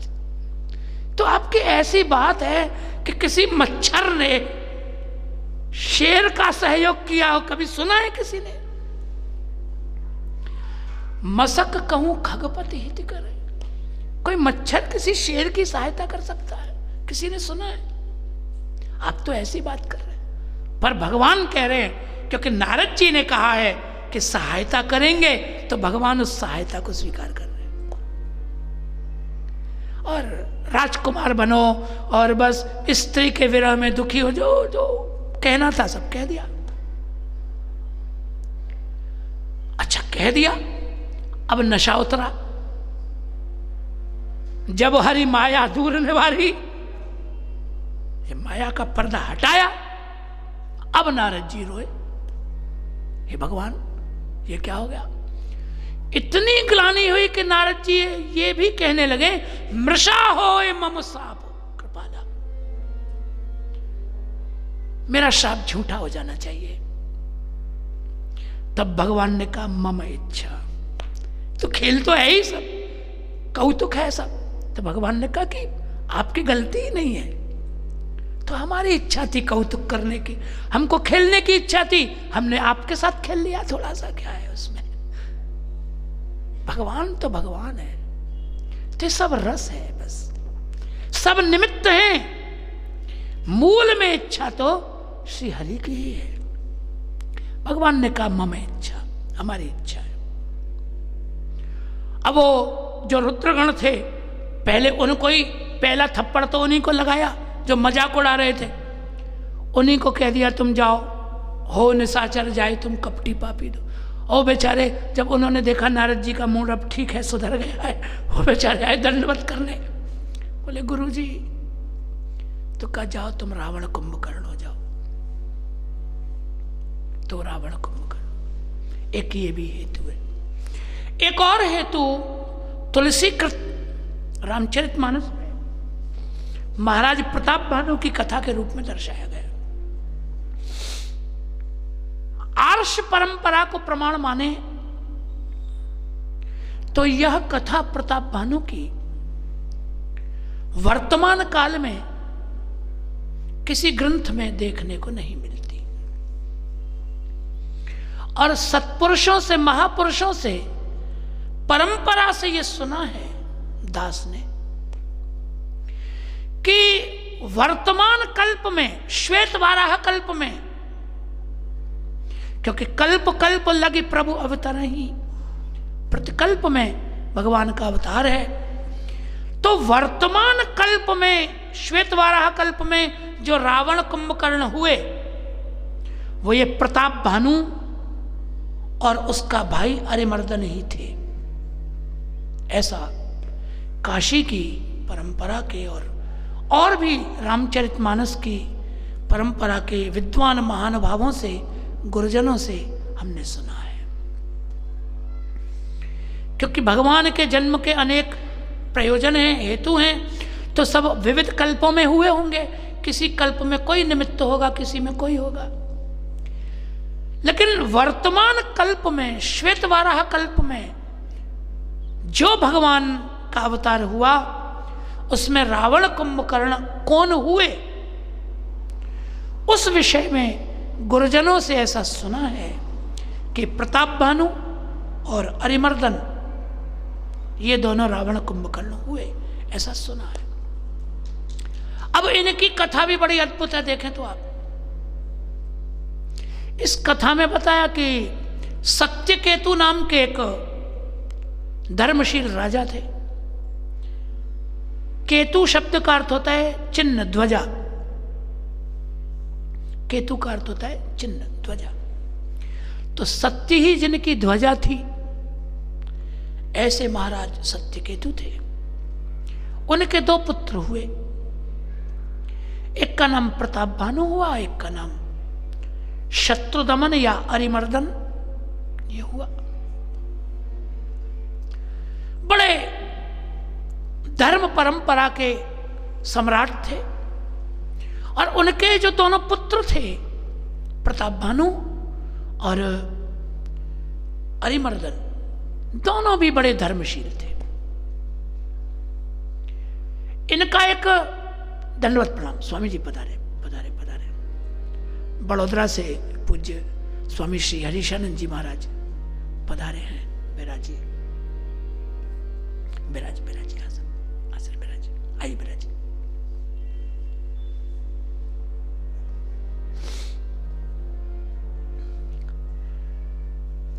श्री जानकी वल्लभ लाल सरकार की। तो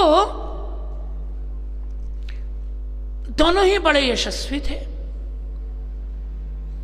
और नाम के सदृश उनमें गुण थे दोनों में। प्रताप भानु के एक मंत्री थे, उनका नाम था धर्मरुचि। और कथा यह बताती है कि वो राजा इतना धार्मिक था, इतना धार्मिक था कि वेद और पुराणों में जितने प्रकार के यज्ञ बताए गए हैं, सभी यज्ञ उसने 1,000 बार किए। सारे यज्ञ, जितने यज्ञ वेद पुराणों में वर्णित थे, 1,000 बार राजा ने सारे यज्ञ किए। इतना धर्मनिष्ठ आदमी था। और बड़ा प्रतापी था। संपूर्ण पृथ्वी के असुरों को जीतकर, अधार्मिकों को दमन करके एकमात्र वो चक्रवर्ती सम्राट था। ऐसा प्रतापी था। संसार का एकमात्र स्वामी था उस काल में और बड़ा धर्मशील था। ये वर्णन है तुलसी कृत में। लेकिन देखिए, कई बार व्यक्ति के बाह्य जीवन से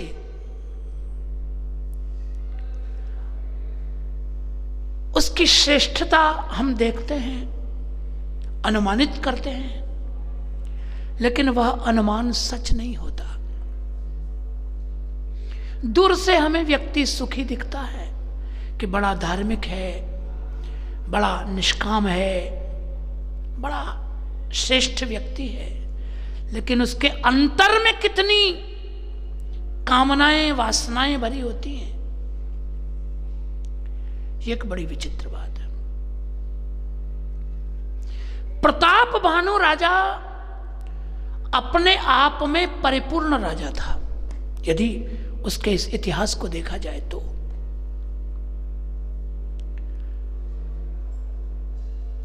बल से, साम्राज्य से, धर्म से, सदाचार से, व्यवहार से, सबसे वो एक श्रेष्ठ और पूर्ण पुरुष था। लगभग भौतिक सारी सुख संपदाएं उसे उपलब्ध थी, लेकिन कामनाएं और कल्पनाएं कहीं नहीं समाप्त होती हैं। भागवत में नवम स्कंद में महाराज ययाति का वचन है। वो कहते हैं, पूज्य स्वामी जी बैठे हैं, यत् पृथिव्याम ब्रीहि यवम हिरण्यम पशवस्त्रियः। पृथिव्याम, पूरी धरती पर, ब्रीहि और यव। ब्रीहि का अर्थ है चावल, यव का अर्थ है गेहूं, जौ। अन्न का उपलक्षण है, अन्न का उपलक्षण मान लीजिए इनको। भागवतकार कह रहे धरती पे जितना भी अन्न है, खान पान के योग्य पदार्थ, किसी एक मनुष्य को बुलाओ और उसको कहो कि धरती का सारा अन्न तेरा है, तुझे दे दिया, सारे अन्न का तू मालिक। फिर वो सोचता है कि अन्न से क्या होगा, भोजन भट्ट थोड़े ही हूं, खा खा करके ही रह जाऊं, अन्न के अलावा भी तो जरूरत होती है, पैसे की क्या, पैसे की भी तो जरूरत। तो बोले हिरण्यम, चलो। हिरण्य का अर्थ होता है सुवर्ण धन। सुवर्ण धन का उपलक्षण है, इंटरनेशनल मुद्रा है सुवर्ण, सोना, कहीं भी हर देश में चलेगा। सुवर्ण धन का उपलक्षण है। धरती पे जितना सोना चांदी धन है वो सब भी तेरा, तू ले ले, चल। और सुन भाई, पशवः, जितने गाय बैल हाथी घोड़े ऊंट, जितना पशुधन है वो भी सब तुझे दिया। और सुन भाई, स्त्रियः, संसार की सारी स्त्रियां, स्त्री का तात्पर्य भोग, सारी स्त्रियों का स्वामी तू। मैंने दुनिया का अन्न भंडार तेरा, खाने पीने का सब तेरा, संसार का सारा धन तेरा, सारे पशु तेरे, सारी स्त्रियां तेरी। अब ये बता, तू खुश है, तू संतुष्ट है? उससे पूछो। भागवतकार कहते तो भी वो संतुष्ट नहीं होता। उसे लगता है पृथ्वी का ही तो है, स्वर्ग का थोड़ा ही दे दिया है जो ऐसे कह रहे हो, तो कम है। धरती के स्वर्ग में तो इससे भी ज्यादा है, वो भी लाओ। संतोष नहीं होता, तृप्ति नहीं होती, कामनाएं प्रसुप्त पड़ी रहती हैं हृदय में। हृच्छय है ये, हृदय में सोता रहता है। हृदय शेते इति हृच्छया, सोई रहती हैं ये सब गंदगियां पड़ी। अब देखिए, यदि इसकी कथा को पढ़ा जाए तो इस पे सब कुछ है। लौकिक सुख भी है और धर्माचरण करने वाला है तो परलोक भी इसका सुखी ही है। कोई उसको इस प्रकार का व्यवधान नहीं है, वो सब प्रकार से सुखी। श्री महाराज जी की जय। 2 बार भगवान नाम लेते हैं। सीता सीताराम जय सीताराम।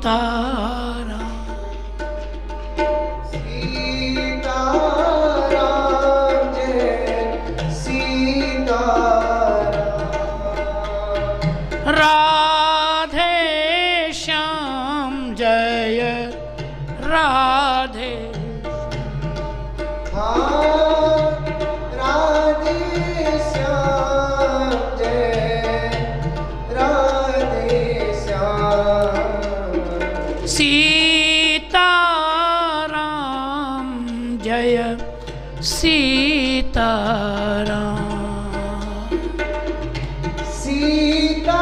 सीताराम जय सीताराम। राधे श्याम जय राधे श्याम।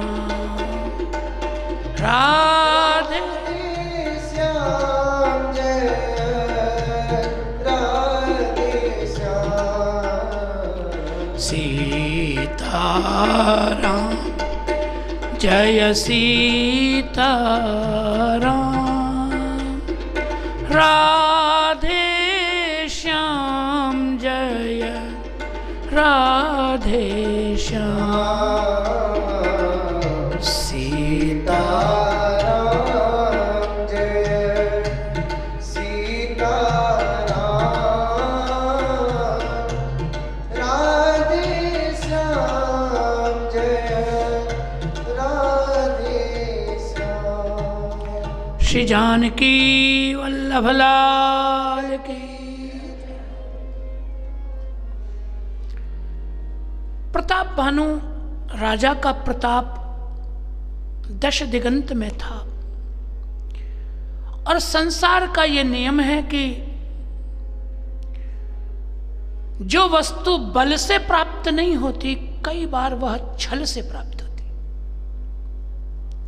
छल भी एक शस्त्र है। तो प्रताप भानु राजा शिकार के लिए गया था, कथा का ऐसा क्रम है। वहां एक काल केतु नाम का एक राक्षस उस वन में रहता था। काल केतु असुर के 100 बेटे थे और 10 भाई थे और प्रताप भानु ने वो सब मार दिए थे। वो सब युद्ध में मर गए थे। असुर थे, दुष्ट थे। महाराज का युद्ध हुआ और उन्होंने वो असुर मार दिए। तो वो कालकेतु जो असुर था वो बल से तो कुछ कर नहीं सकता था, तो वो वन में रहता था और किसी मौके की तलाश में था। कोई अवसर मिले और हम इस राजा को गिराएं, अपदस्थ करें। तो राजा जब शिकार खेलने गया तो कालकेतु असुर एक विशाल वाराह बनकर, विशाल सूकर बनकर उसके सामने पड़ा। राजा तो राजा ही था, उसने कहा तो बड़ा दिव्य सूकर शिकार का लक्ष्य मिला है, तो वो उसके शिकार के लिए आगे बढ़ा। और वो मायावी राक्षस था, राजा को अपने पीछे लगाते हुए घनघोर वन में ले गया। वहां जाके अंतर्धान हो गया। राजा रास्ता भटक गया। उस काल केतु असुर का ही एक मित्र और भी था। वो भी किसी जमाने में राजा था, वो भी हार चुका था। तो वो मुनियों का भेष बना के कपट मुनि बनकर उस वन में रहता था। राजा भटकते भटकते वहां पहुंच गया, तो राजा तो उसे भूल चुका था। उसने तो उसको मुनि ही जाना, मुनि जाने के प्रणाम किया, पर वो पहचान गया कि ये राजा प्रताप बानो है। आज बढ़िया आया, आज अपन को मौका मिला, वो जान गया। तो उसने राजा का स्वागत किया, आइए विराजमान होइए, कहिए। तो उसने कहा, राजनीति के हिसाब से जवाब दिया कि मैं एक राजा का मंत्री हूं और यहां मार्ग भटक गया हूं। तो उसने कहा कोई बात नहीं, बैठो। उसका सम्मान किया। राजा ने परिचय पूछा, आप कौन हैं इस निर्जन वन में? अब देखिए उसका पाखंड साहब, अब देखिए ढोंग उसका। मुनि होता तो ढोंग नहीं होता, मुनि तो है नहीं। देखिए शांत चित्त से सुने, भक्ति होना अलग बात है और भक्ति का प्रदर्शन एक दूसरी बात है। भजन करना अलग बात है, लेकिन भजन का दिखावा एक अलग बात है। जो भजन करता है दिखाता है। महाराज जी, हम अपने गुरु जी के साथ एक कथा में गए, अहमदाबाद की बात है स्वामी जी, पार्ली में गए विद्यार्थी काल में। तो वहां हमारा क्रम यह था, उस समय दोनों समय कथा होती थी महाराज जी, सुबह और शाम। हम विद्यार्थी थे तो हम 6 से 9 बजे तक, प्रातःकाल 6 से 9 बजे तक पाठ करते थे मूल भागवत जी का, और फिर 9 से 9:30 बजे वो यजमान को हम पूजा कराते थे, देव पूजा कथा के पूर्व। फिर 9:30 से 12:30 बजे तक कथा सुनते थे। फिर 1 बजे से 3 बजे तक फिर पाठ करते थे, कुछ फलाहार लेके, और फिर 3:30 बजे से 6:30 बजे तक फिर कथा सुनते थे। ऐसा क्रम था महाराज, पूरा दिन लग जाता था। तो उम्र भी थी तो सब अच्छा लगता था, निभ जाता था। तो एक सामान्य वैष्णव, सामान्य कपड़े पहने हुए, जब मैं पाठ करता था तो सामने बैठ के सुनता था।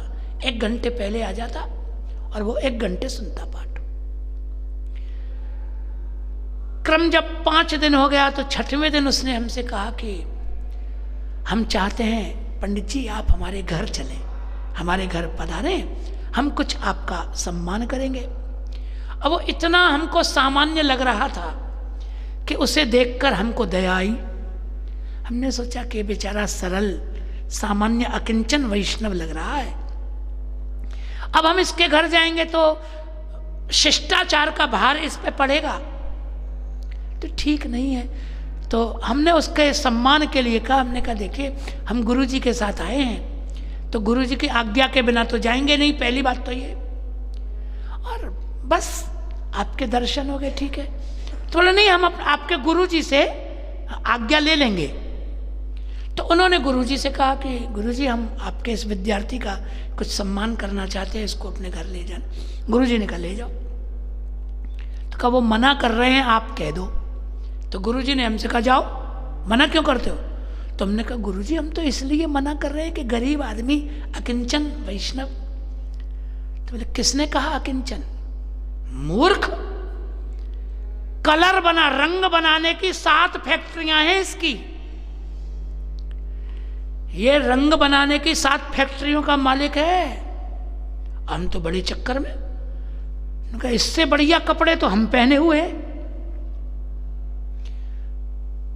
तो हमको बड़ा आश्चर्य, हमने कहा चलिए। अब जब उसकी कोठी देखी हमने, एकड़ों में उसकी कोठी, तो हमने उसका नाम था रमण भाई। तो हमने उनको पूछा कि रमण भाई, भगवान की इतनी आप पे कृपा है, इतने आप समर्थ हैं, ऐसे रहते हो? तो उसने कहा पंडित जी धन जो है ना वो छुपाने की चीज होता है, दिखाने की चीज नहीं होता। यदि दिखावा हो जाए ना तो इनकम टैक्स वालों का खतरा हो जाता है, रेट पड़ जाती है। अब मैं जो हूं वो तो मैं जानता ही हूं, जो मैं हूं सो हूं, भगवान जानते हैं, मैं जानता हूं। दिखाने की क्या जरूरत है? दिखावे से हानि होती है, लाभ नहीं होता। मैंने गुरुजी को कहा तो गुरुजी ने कहा कि भक्ति मार्ग में भी यही सूत्र लागू है।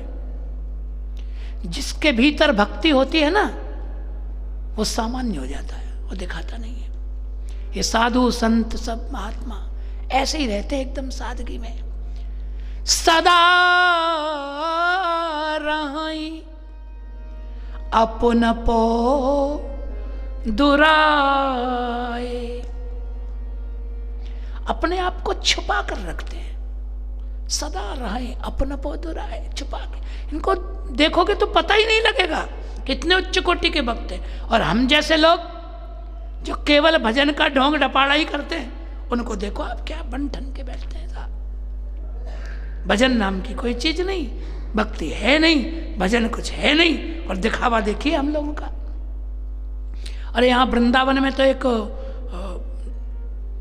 प्रसिद्ध कहावत है, अब पता नहीं ये कहाँ से आई, हमको जानकारी नहीं है, पर हमने एक वृंदावन के बड़े श्रेष्ठ वक्ता से सुना था। उन्होंने हमको कहा, पंडित जी 5 वकार चाहिए वक्ता में, विद्या वपुषा वाचा वस्त्रेण विभवेन च। लीजिए, उन्होंने कहा विद्या, वपु शरीर, व्यासपीठ पे बैठे तो जरा लगे अच्छा कि कोई व्यास बैठा है। वपुषा वाचा, वाणी में मिठास हो। वस्त्रेण, बढ़िया कपड़े हों। और विभवेन, जरा छल्ला मुदरिया और कुछ 2-4 कंठी माला है। तो 5 वकार चाहिए। अब उन्होंने कहा, हमने सुना भी, हमने गुरुजी से भी कहा, गुरुजी ऐसा सुन के आए आज। गुरुजी हंसती है, बोले ये बताओ, सुखदेव जी तो नंगे ही बैठे थे कथा कहने, उन पर तो कपड़े ही नहीं थे, कपड़े ही नहीं थे ही नहीं, पहने क्या? अवधूत वेशा। वैभव की तो बात ही जाने दो, वैभव का तो सवाल ही नहीं है, कपड़े ही नहीं थे। और उनके जैसा कोई वक्ता होगा तो बोले ये किसी पंडित ने बना दिया होगा। वर्तमान में वास्तव में तो विद्या, वचन और इनके सबसे अधिक श्री हरि के चरण कमल की भक्ति यही है। और कुछ हो न हो, विद्या भी भले कम हो, लेकिन भगवान के चरण कमल में अनुराग, ये पहली शर्त है प्रवक्ता की। अनुराग होना चाहिए। तो सब प्रदर्शन अलग चीज है, दिखावा अलग चीज है, होना अलग चीज है। ये बात हमने आपको, इतना सामान्य रहने वाला अरबपति आदमी था, इतना सामान्य। ऐसे भक्त भी ऐसे ही होते हैं। अब महाराज जी विराज रहे हैं यहाँ, हमारे यहाँ के जो साधु संत हैं वो पूज्यपाद श्री महाराज जी को अरबपति महात्मा कहते हैं। तो अरबपति क्यों कहते हैं? कि उनके यहाँ सैकड़ों करोड़ भगवान नाम विराज रहे हैं। ये सामने जो आप दर्शन कर रहे हैं महाराज जी, ये भगवान नाम विराज रहे हैं, ये राम नाम विराज रहे हैं। सैकड़ों करोड़ भगवान नाम यहां विराज रहे। तो यही तो संपदा है। तो अरबपति तो हो ही गए ना भाई। भक्ति मार्ग में तो परिभाषा ही अलग है। धन तो भगवान नाम ही है ना।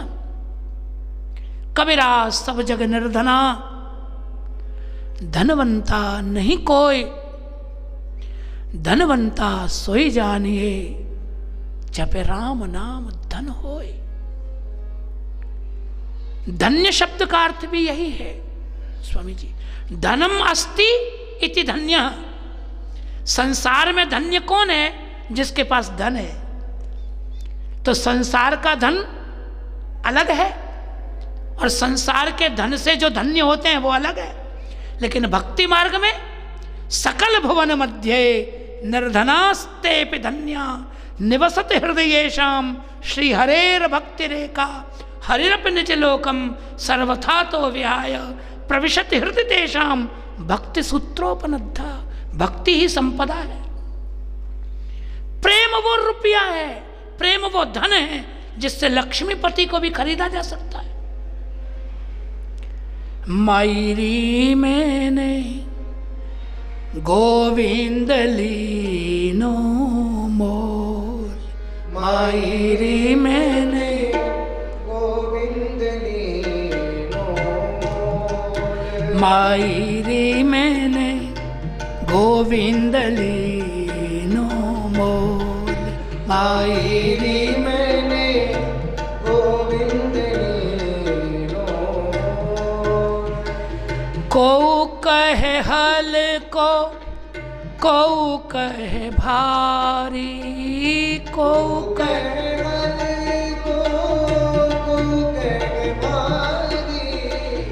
लीनो तराजू तोल, मायरी मैंने गोविंद लीनो मो, लियो तराजू तोल, मायरी मैंने लीनो गोविंदो। श्री हरि को खरीदने वाली संपत्ति वो भक्ति है, वो भजन है।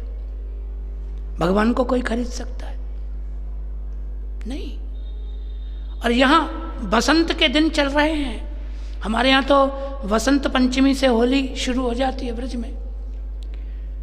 तो यहाँ तो ऐसे भी कीर्तन है कि एक प्रियाजू से एक सखी ने जाके प्रार्थना की कि प्रियाजू होरी के दिन, होरी के द्वे दिन काल परसों मोहे अपनो बलम मांग्यो दे रही, हमको उधार दे दो अपना पति 2 दिन के लिए बस।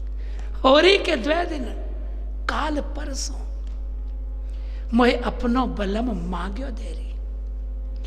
तखरी लेके तोल सखीरी, तखरी लेके तोल सखीरी, रत्ती घटे राई ले रही। तोल लो अपने पति को, श्री कृष्ण को तराजू में तोल दो। जितने वजन का है उससे कुछ बढ़ा के ही दूंगी तुमको वापस, घटेगा नहीं, भरोसा करो। ये तो प्रेम की दिव्य दुनिया है साहब। भगवान के साथ नित्य विहार है। तो प्रेम संपदा, भजन की संपदा जिनके पास होती है वहां प्रदर्शन नहीं होता। भक्ति का दिखावा, भजन का दिखावा तो हम जैसे ढोंगी लोग ही कर सकते हैं महाराज। जो भजन करते हैं वो तो दिखावा नहीं होता उनमें, तो आनंद में रहते हैं। अब ये तो कपट मुनि है, ये तो कपट मुनि तो है नहीं, कपट मुनि है। तो जब उससे पूछा कि गुरुजी आपका नाम क्या है, बोले हमारा नाम एक तनु महाराज। बोले एक तनु, ये क्या नाम हुआ? तो देखिए कितनी लंबी लंबी हाँक रहा है, कितनी गप्प मार रहा है। कहते आदि सृष्टि उपजी जब ही तब उत्पत्ति भई मोर। देखिए ये झूठा बक रहा है। वो कहता है आदि सृष्टि उपजी जब ही, सृष्टि के आदि काल में हमारा जन्म हुआ। और एक तनु हमारा नाम इसलिए है कि देह न धरी बहोरे, हमने दूसरा शरीर धारण ही नहीं किया आज तक। मैंने जब से सृष्टि है तब से हमें, इसलिए हमारा नाम एक तनु है। देखिए कितना बकवादी आदमी। और देखो राजन, मैं सर्वज्ञ हूं, हमसे कुछ छुप नहीं सकता। हम ये जानते हैं कि नाम तुम्हारा जो नाम है भानु महिपाला, तुम प्रताप भानु राजा हो, हम जानते हैं। लेकिन हम नाराज नहीं हैं तुमसे, इसलिए नाराज नहीं है कि राजाओं की नीति होती है, राजा सब जगह अपना नाम नहीं बताते, परिचय नहीं बताते। तो तुमने भी नहीं बताया, इसलिए हम कोई नाराज नहीं, लेकिन हमसे कुछ छुप नहीं सकता, हम सब जानते हैं और सब कुछ हमारे हाथ में है, हम जो चाहें सो कर सकते हैं। देखिए, और जैसे ही उसने अपना प्रभाव बताया, महात्म्य बताया, मिथ्या महात्म्य, अब देखिए राजा के भीतर की जो वासनाएं हैं वो बाहर आने लगी धीरे धीरे। उसने कहा कि राजन वरदान मांगो, मैं तुम पे बड़ा प्रसन्न हूं, कुछ मांगो। जैसे ही मांगने को कहा, चक्रवर्ती सम्राट जो संसार को, अपनी प्रजा को कुछ न कुछ देता है, वो भिखारी हो गया। मांगना शुरू किया उसने। उसकी मांग देखो, ले महाराज हमको ये दीजिए कि बिना किसी रोग के, भोग शक्तियों के सहित अखंड अजर अमर 100 कल्प तक हम राज्य करें, अखंड राज्य करें। 100 कल्प कोई बात है? ब्रह्मा जी के दिन को कल्प कहते हैं। जैसे हम अपने दिन को दिन कहते हैं, ब्रह्मा जी के दिन का नाम कल्प है। हमारा दिन 24 घंटे का होता है, 12 घंटे का दिन 12 घंटे की रात्रि। ब्रह्मा जी का 14 घंटे का दिन 14 घंटे की रात्रि होती है। ब्रह्मा जी के एक कल्प में, एक दिन में 14 घंटे होते हैं। हमारे यहाँ घड़ी 12 घंटे की लगी, ब्रह्मा जी की घड़ी 14 घंटे की है एक कल्प में, उनके में। हमारे यहाँ रविवार, सोमवार आदि दिनों के नाम है, ब्रह्मा जी के कल्पों के नाम अलग अलग है। वर्तमान काल में ये श्वेतवाराह कल्प चल रहा है, तो ब्रह्मा जी के कल्प के अलग अलग नाम। श्री ब्रह्मा जी के 1 घंटे में 1 मनवंतर व्यतीत हो जाता है, और 1 मनवंतर का राज्यकाल 71 चतुर्युगी होता है। 1 घंटा ब्रह्मा जी का। अब इन घंटों के दिन बनाओ, दिन के हफ्ते बनाओ, हफ्ते का पक्ष बनाओ, महीना बनाओ, फिर वर्ष बनाओ, ऐसे ऐसे 100 वर्ष ब्रह्मा जी का राज्य है, ब्रह्मा जी का आयुष्य। तो कैलकुलेशन ही फेल हो जाए। और ये आदमी क्या मांग रहा है? राज कल्प सत होए, 100 कल्प तक का राज्य चाहिए। कितना भूखा निकला ये आदमी। आप यदि इसको पढ़ें तो देखें तो ये वर्तमान में भी कोई कम समर्थ नहीं है। संपूर्ण पृथ्वी का एकमात्र स्वामी है, धर्मशील है, सब कुछ उसके अधीन है, लोक सुख भी है, और धर्मशील है तो परलोक सुख भी है। लेकिन कामनाएं देखो इसकी, उबल पड़ा, और इन कामनाओं ने उसका पतन यहीं से कराना शुरू कर दिया। यहीं से बस गया काम से। अब तो उसने बड़ा समर्थ समझ के मुनि से मांगा था, मुनि से बड़ा समर्थ। अब मुनि तो खुद ही भिक्षुक था, वो मुनि थोड़ी था, वो तो शत्रु था, शत्रु था। तो उसने कहा कि भाई हो सकता है, हो सकता है, तुमने जो मांगा वो सब हो सकता है, लेकिन एक काम तुमको करना पड़ेगा। यदि एक काम कर लो तो सब हो जाएगा। बताइए गुरुजी क्या करूं? तो बस किसी तरह ब्राह्मणों को अपने वश में कर लो बस। भाई देखो, चले न विप्र कुल सन बरे आई, बस यहां कुछ जबरदस्ती नहीं चल सकती। मैं सब कुछ कर सकता हूं, लेकिन एक काम तुमको करना पड़ेगा, ब्राह्मणों को वश में कर लो, ब्राह्मणों को वश में कर लो। बोले गुरुजी ब्राह्मणों को कैसे वश में करें? क्षणे रुष्टा क्षणे तुष्टा, रुष्टा तुष्टा क्षणे क्षणे। ये तो आप ऐसे बता रहे मेढकों को तोलना, ब्राह्मणों को कहां से बस में करे? तो ब्राह्मण तो दिव्य हैं, अलग अलग प्रकार के हैं, मुंडे मुंडे मतिर भिन्ना, भिन्न भिन्न मत हैं, भिन्न भिन्न मति है। तो इनको कैसे वश में करें? तो उसने कहा ये रास्ता भी हम बता देंगे तुमको, चिंता क्यों करते हो, हम सब बता देंगे तुमको। बोले बताइए गुरुजी। तो कहा यदि मैं रसोई करूं, मैं यदि भोजन बनाऊं और वो भोजन ब्राह्मणों को करा दूं, तो जो मेरे हाथ का बना हुआ भोजन करेगा तुम्हारे वश में हो जाएगा। मैं की प्रतिष्ठा भी कर दी उसने। बोले इसके मूल में भी मैं है, मैं करूं तो हो जाए। राजा बोला तो गुरुजी फिर तो आप ही कृपा कर दो, आप करो तो सब हो सकता है। अब देखिए उसका ढोंग। उसने कहा कि राजन बात ऐसी है भाई, ये काम तो बड़ा मुश्किल है।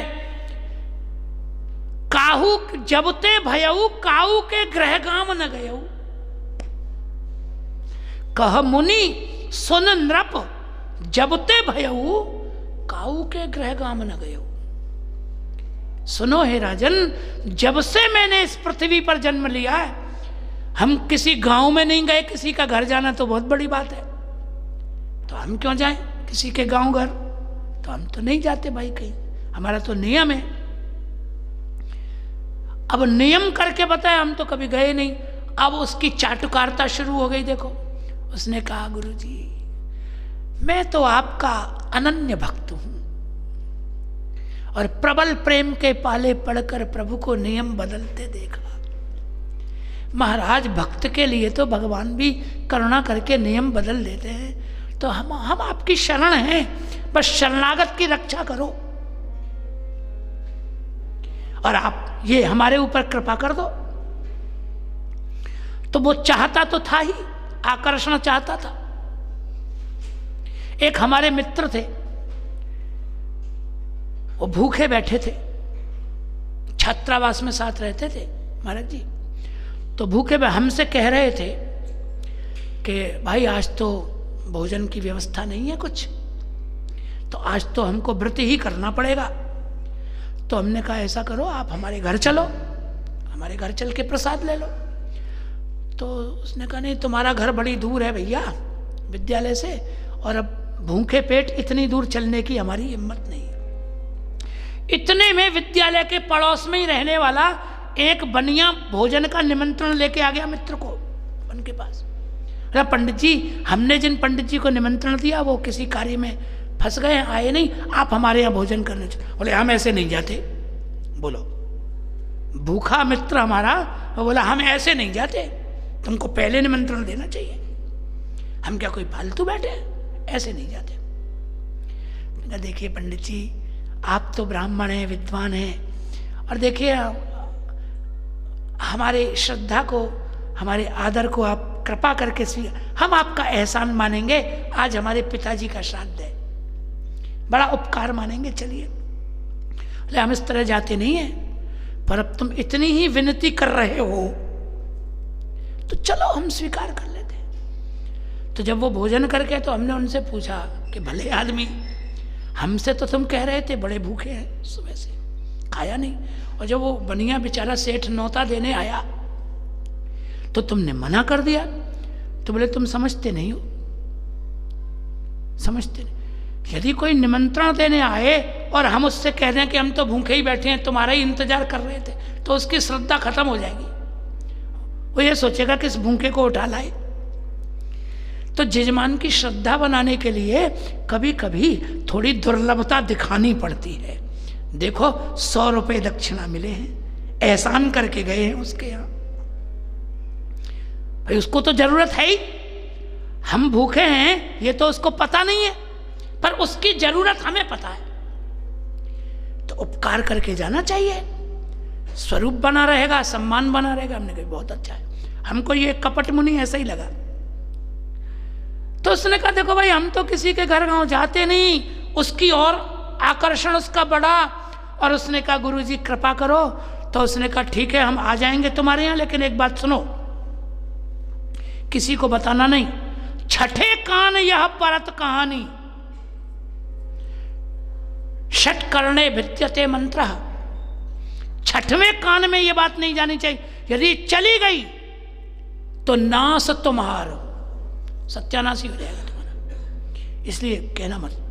नहीं कहूंगा गुरु जी। तो बोले अब तुम सो जाओ, जब तुम्हारी आंख खुलेगी तो हम तुम्हारे राजमहल में, तुम तुम्हारे राजमहल में ही होगे, और तुम्हारे पुरोहित का रूप धर के हम वहां मौजूद होंगे, पर कहना नहीं किसी को ये बात। और हम ही रसोई बनाएंगे, ब्राह्मणों को खिला देना, सब तुम्हारे वश में हो जाएगा। अब राजा को नींद ना आवे रात में। बोले बस कल की ही तो बात है, कल तो फिर मैं 100 कल्प तक का राजा हो जाऊंगा। माया से सुला दिया, और वो एक कालकेतु राक्षस को बुला लिया, मित्र को। उसको कहा इसे माया से राजमहल में पहुंचा दो, और इसके पुरोहित को उठा लाओ, चुरा लाओ, किडनैप कर लाओ। और उसने कर दिया, राजा को पहुंचा दिया महल में मूर्छित करके, और पुरोहित को ले गया और स्वयं उसको पुरोहित बना के राजा के घर में प्रतिष्ठित कर दिया।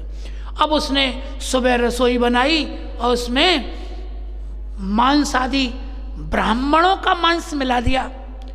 सत्यानाश करना है, राजा का बदला लेना है।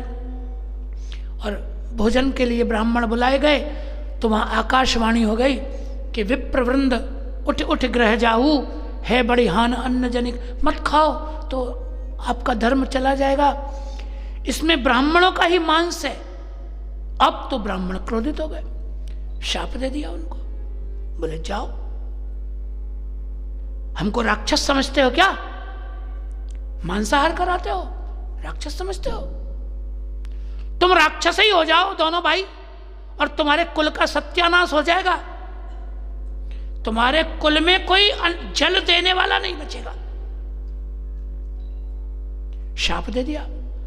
तब आकाशवाणी ने कहा कि ब्राह्मणों ने भी बिना विचारे शाप दे दिया है, राजा की गलती नहीं है,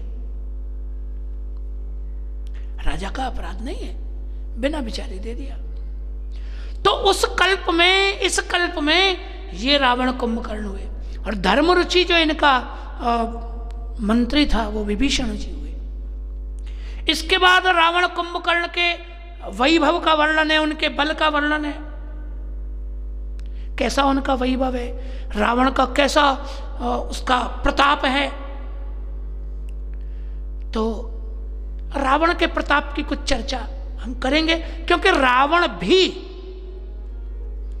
भगवान का ही अपना परिकर है, अंतरंग। इसलिए भुषुंडी रामायण में, उत्तरकांड में, रामचरितमानस में रावण को भी अवतार बताया गया। कहे से बहुर रावण अवतारा, राम का अवतार तो है, भगवान का तो अवतार है ही, लेकिन वो भी भगवान का अनन्य परिकर है। इसलिए रावण के अवतार को भी अवतार ही, क्योंकि वो भी आया तो वैकुंठ से ही है, अवतार बताए। तो उसकी चर्चा हम कल करेंगे। आज के कथा प्रसंग को यहाँ विराम देते हैं। 2 बार भगवान नाम लें और उसके बाद आरती, आगे की चर्चा कल। सीताराम जय सीता